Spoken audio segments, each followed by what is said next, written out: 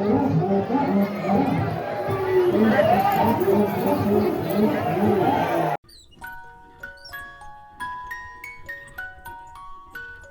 नमस्कार मंडळी, तुम्ही सगळे मजेत आहात ना? नवीन दिवसाची नवीन सुरुवात.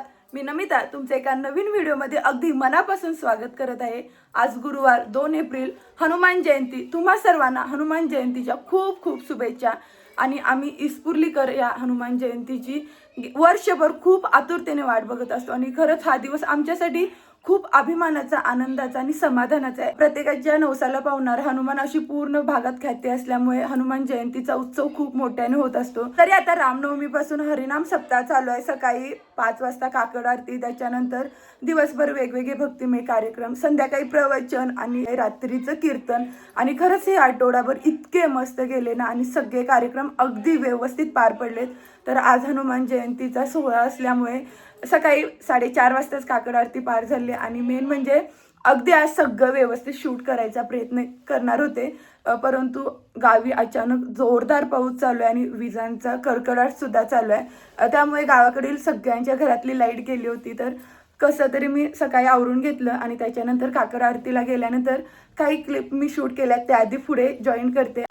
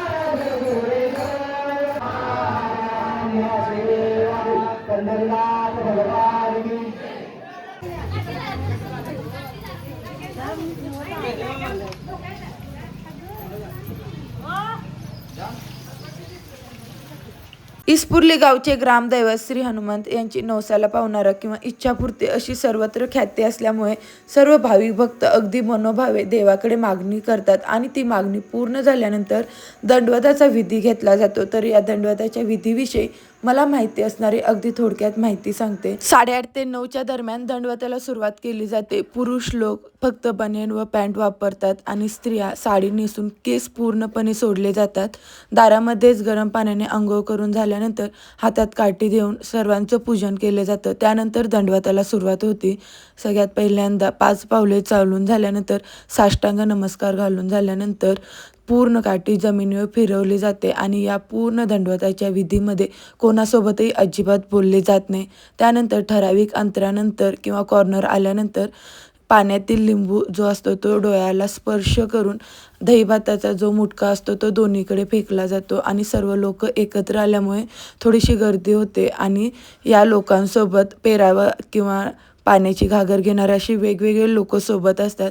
असे चालत येत असताना मंदिराजवळ आल्यानंतर सगळ्यात शेवटी एक पुन्हा वेढा काढला जातो आणि त्यानंतर आपण पुजलेली काठी व नारळ पुजाराकडे देऊन आपण दंडवत पूर्ण केला तेव्हा देवाचे आशीर्वाद घेतले जातात. दंडवत पूर्ण झाल्यानंतर पुन्हा एकदा स्वच्छ पाण्याने आंघोळ करून नवीन कपडे घालून पुन्हा देवाचे दर्शन घेतात व आपली इच्छा पूर्ण झाली याबद्दल कृतज्ञता मानतात.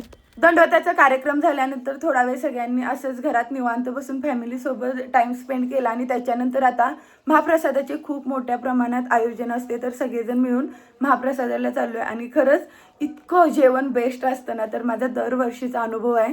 तर आता मी आणि ज्योती तर खूप एक्सायटेड आहे आणि त्यासोबतच आमच्या गावची पद्धत आहे की महाप्रसाद हा हनुमान मंदिराजवळच केला जातो. त्याच्यामुळे सगळे जे कोणी भाविक भक्त तसेच आपल्या घरी आलेले पाहुणे सगळे आम्ही डायरेक्ट मंदिराजवळ जेवायला जातो आणि व्हरायटी तर इतकी बेस्ट असते ना. आणि आज सगळे पाहुणे आल्यामुळे तर मी खूप खुश आहे.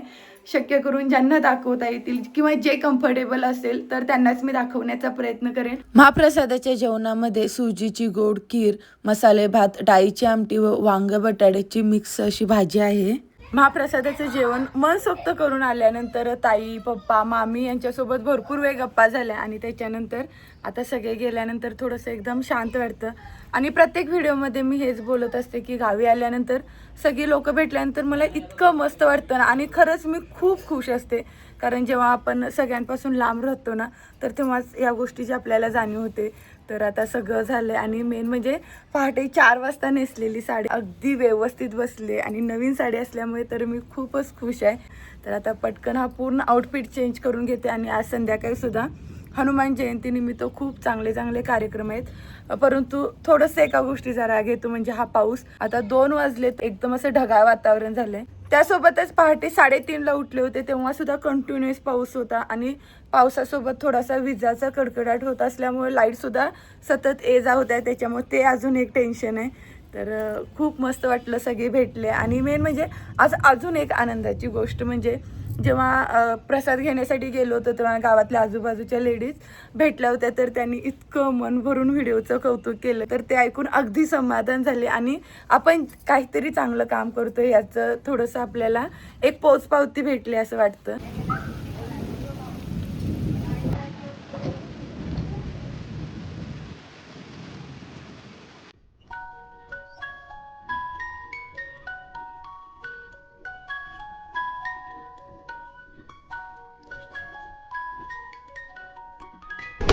त्यानंतर आज गुरुवार असल्यामुळे श्री स्वामी समर्थांची महाआरती झाली आणि आज मला पहिल्यांदा जाता आलं. त्याच्यामुळे तर मी खूप खुश आहे. ह्याच्या आधी खूप वेळा प्रयत्न केले होते परंतु मला जाता येत नव्हते. परंतु आजची महाआरती मला भेटली आणि त्याच्यानंतर मग थोडंसं पाऊस झाल्यामुळे आजचं शेड्यूल सगळ्यांचं चेंज झालं आणि आता रात्रीचे 9 वाजलेत. पालखीला जायचं आहे. दरवर्षी सोंगी भजन आणि पालखीचं आयोजन असतं. तर पालखीला पाणी घालण्यासाठी एक कळशी पाणी घेतले. माझं मेन म्हणजे आज सगळ्यात आधी आवरून झाले. आता फक्त ज्योतीची आणि वहिनीची वाट बघते तर लगेच पालखीला जाऊ.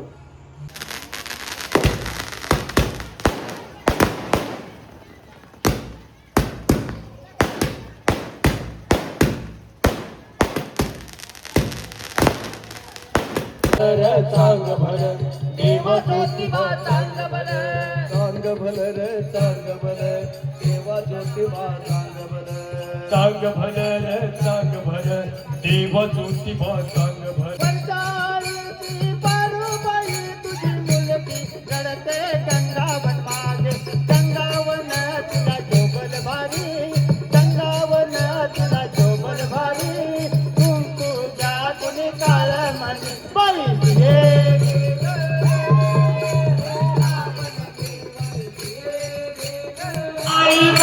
मांडतोन गोंधळ देवीचा मांडतो भवानी भवानी भवानी भगनी मोठी बरी आम्ही आंब्याचे गोंधळी आंब्याचे गोंधळी आम्ही आंब्याचे गोंधळी आंबे उभे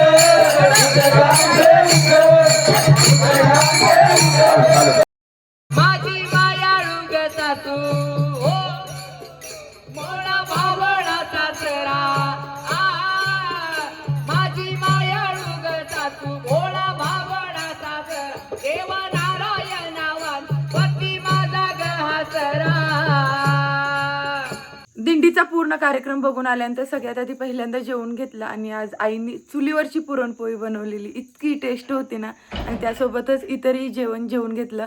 आणि आज दिवसभर जे काही आपलं मेकअप झालं किंवा इतक्या गडबडीमध्ये आवरणं होतं तर इतका पसारा झाला आहे आणि मेकअपचं साहित्यसुद्धा इकडे तिकडे होऊन गेले तर ते सुद्धा आता आवरायचं आहे. आणि आता ऑलरेडी खूप टाईम झाला आहे सगळं आवरताना.